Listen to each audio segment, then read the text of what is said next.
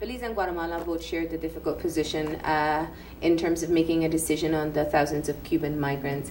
Let me get your perspective as to and we've seen Costa Rica's reaction as well. So let me get your perspective as a part of the region having to face refugee crises and also this particular issue of migration. Marlene, is very easy.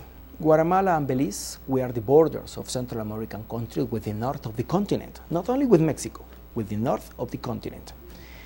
And well, both countries, I am so sure because I talked to Minister Arlington and we share the same position.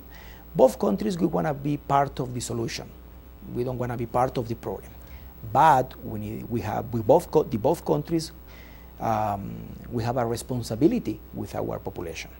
And the responsibility is very high. In the case of Guatemala, many people that try to reach the United States is going through Central America, but cross from Salvador to Guatemala, cross from Honduras to Guatemala, cross from Nicaragua to Honduras is very easy.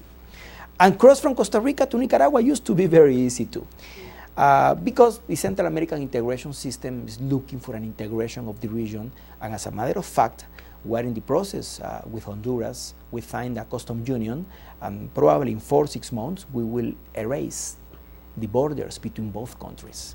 When you go from Guatemala to Honduras or from Honduras to Guatemala, it's like go, for example, from Benque to San Ignacio. You never notice when we will be cross the border. Then, the real border with Mexico, with the north of the continent, is our border with Mexico. Your border and my border.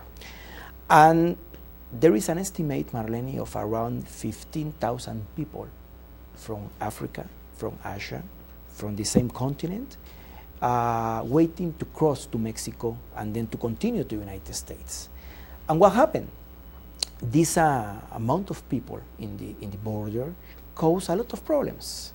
Security problems, sanitary problems, because most of the people are very poor people that are trying to reach the American dream. That for me is not more the American dream. Then, when Costa Rica asked us, Belize and Guatemala, just to receive the migrants from Cuba and put the migrants in our countries, we said, wait a moment. We cannot just add another 5,000 people. Now are almost 10,000 Cubans waiting in Costa Rica to these 15,000 people that are waiting every day in our border with Mexico.